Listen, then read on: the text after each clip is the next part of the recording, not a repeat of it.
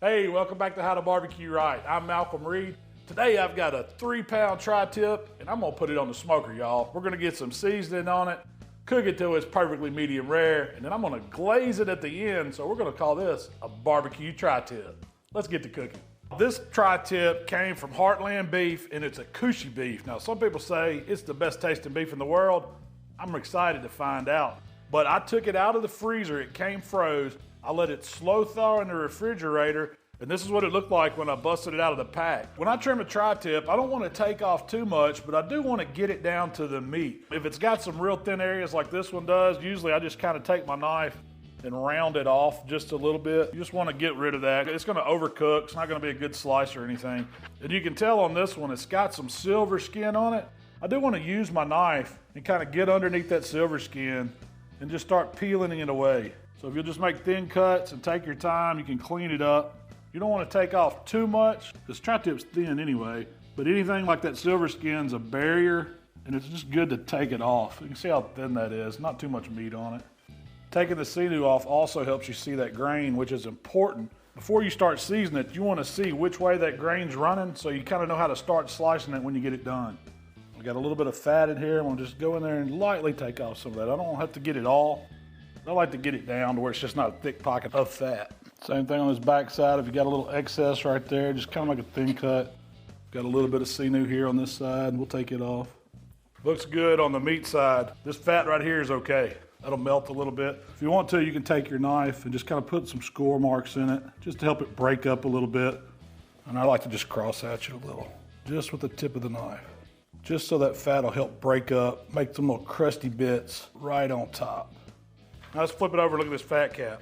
Now I don't mind some fat on the bottom of my tri-tip, but if anything's hanging, if you can kind of see on this one, we've got some loose stuff here hanging. That's not good. That's not good eats. It's not gonna render anything. There's a little bitty part of a gland or something right in here. Definitely wanna take that off. You do not wanna eat that right there. And then I'm just gonna knock this top fat off just a little bit. I'm gonna leave some of it, but if it's slick fat, it's not gonna melt. This harder fat underneath, that'll melt for you. We've got a little fat cap. I'm gonna cook this side down. It's gonna be a little bit of protection. It's gonna melt, and I like a little bit of that fat flavor on the bottom of my slices. Just think of how you do a brisket flat. You leave a 1/4 inch. That's kind of what we're doing to this tri-tip. Good to go. So now that the tri-tip's trimmed, you can really see how the grains go. And I always like to pay close attention before I season it, before I cook it or anything. That way it lets me know how to slice it when it's done. On this tri-tip, we've got grain running straight down this narrow end.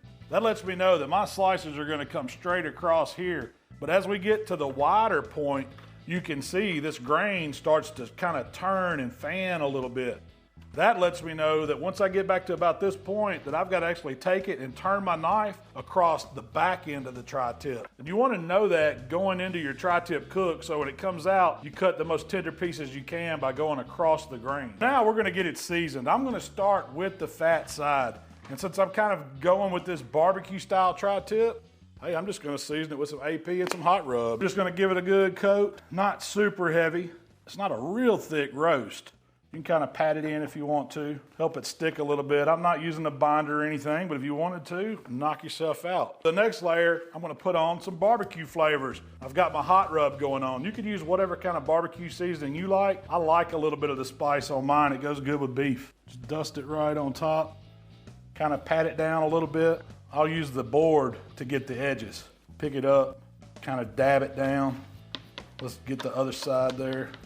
Even get the tip of the tri-tip. We're ready for the money side, that meat side. We're gonna give it that same approach. First, we're going with that AP seasoning. We gotta get some flavors on it, y'all. So we're gonna hit it with salt, pepper, garlic first. Any kind of AP seasoning will work. Just give you a little foundation. And then we're hitting it back with some barbecue flavors. We're gonna go outside and fire the pit up. It'll be time to put this tri-tip on and get some smoke on it. So I'm starting with the bed of Royal Oak briquettes in the firebox of the stick burner.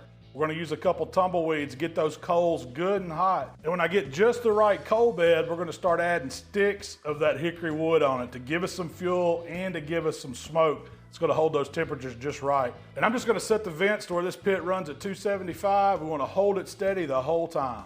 So this tri-tip's been hanging out for about 30 minutes here on the board, and you can tell that seasoning has kind of started pulling out some of that moisture. That's what really makes that rub start to stick to it. It tacks to itself. But before we go to the pit, I want to go ahead and get a probe in the tri-tip because watching that internal temperature, super important. You don't want to overcook it. I've got it set for 115 right now. So what I'm going to do is just pick the midpoint in the tri-tip, try to stay about halfway in. That's going to be about this far, if you can see that probe. So I'm just going to go into this thick area, go straight to the middle, and stop it right there. We should be right where I need to be. And we're still cold. This thing's 47 degrees internal. It's been sitting out of the refrigerator for about a little over a half hour. Let's go throw it on some heat, y'all. So the Outlaw set to 275. We're going on this far end chamber. There ain't no wrong way to do this. We're just gonna set it right here. Good zone, keep it kind of straight. Got my probe, easy access. Let's close the lid. So now all we gotta do is watch our temperatures. I'm gonna hold the pit steady at 275. I'm gonna monitor the internal temperature. I don't have to open the pit at all. We're just gonna go to when it hits to 115, it's gonna be time for the next move. Now as y'all can see, we hit 115 internally. Let's take a look at this tri-tip and see how it's looking. Oh man, we're starting to get some color on it. Seasoning is set on it. It is looking good. We're gonna pull out my little raised rack here. We're gonna move this tri-tip right up on it. Now I only want to take it to about 125 to 128 degrees internal. That's medium rare for me. It's where I like to eat tri-tip. But putting it up in this high temp area is really gonna set this sauce and let us finish off this cook. If you're doing it on another grill, just move it to the hotter part of the grill. I'm not adjusting the temperature of the grill or anything. I'm just getting it to where the air flows higher. Now I'm just putting a little layer of foil down because I'm fixing to glaze this dude right on the rack here. And all I've taken is about, a third of a bottle of each of the barbecue sauce and vinegar sauce. Use whatever barbecue sauce you like, but when I do barbecue contests, I like that 50-50 blend. And we're gonna get those flavors going on a tri-tip. I'm not brushing it much, I'm just kind of dabbing it, letting this sauce kind of run down, glazing the tri-tip with barbecue sauce. That's all this step is. I don't know if it's gonna be good or not. I've never done this on a tri-tip, but we're gonna find out. It can't be bad. Man, that dude is looking good. Now we're just gonna slide it right back in. Keep it in this hot area, right in that pit. Can y'all see that? Swing it right back in. Pretty slick little design there. I'm gonna shut the lid. I can move my foil now. And all we gotta do is take it to the next level, y'all. Set it for about 127. That's gonna be about right. We'll keep an eye on it. Just keep that temp running at 275. Add another stick of wood if you need to. Hold those temps steady. It's been maybe 10 minutes and we shot up right where I want to take this tri-tip off. It's 127 internal. That ought to be a perfect medium rare, and it allows me some carryover room. So we're gonna get this thing off the pit and do the most important thing of this cook, and that's let it rest.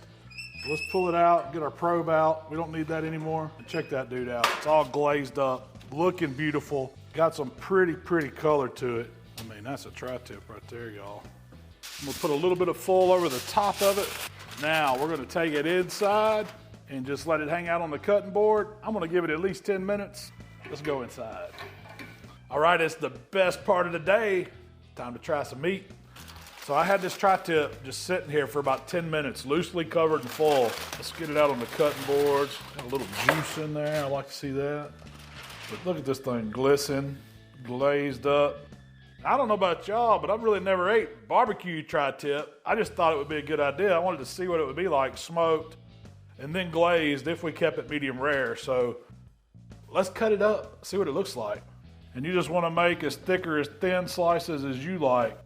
I'm just kind of keeping it a little bit thinner than a brisket slice, but it should be a perfect medium rare if I did it right. Some juice.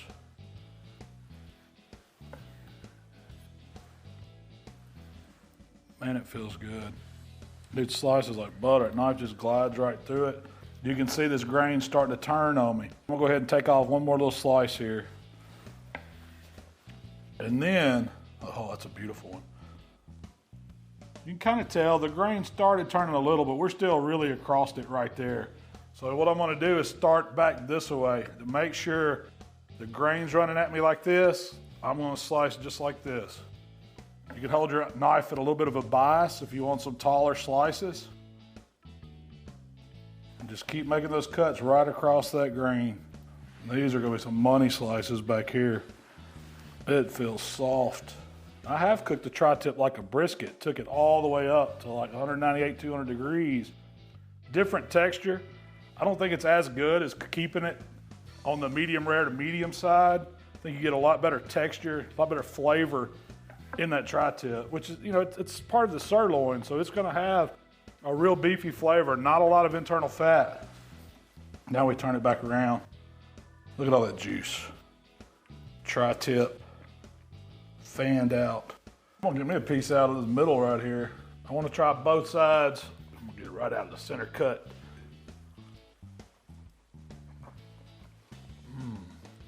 Oh, it's velvety. Get a little bit of the smoke. I get the barbecue flavors. That's mighty fine. All right, let's try this in. How much tri-tip y'all think I could eat? I'm gonna get a piece. Since it's still got this little fat strip right on the bottom, I know that's gonna be good. Yes. A little different texture in the narrow end. The thing about a tri-tip is it has kind of different muscles in it. So the smaller narrow end, a little tighter. The back end, it's soft. It reminds you of like brisket point, but you eat it medium rare the way it's supposed to be. Oh, it's so good. Thanks for hanging out with us here today at HowToBBQRight. If y'all like what we're doing, subscribe to the channel. You can find us on all the social media platforms. Shell and I will also be talking about this tri-tip, a bunch of other delicious stuff on our weekly podcast, so y'all can subscribe and tune into that too. We'll see y'all next time. I'll have to eat some more tri-tip.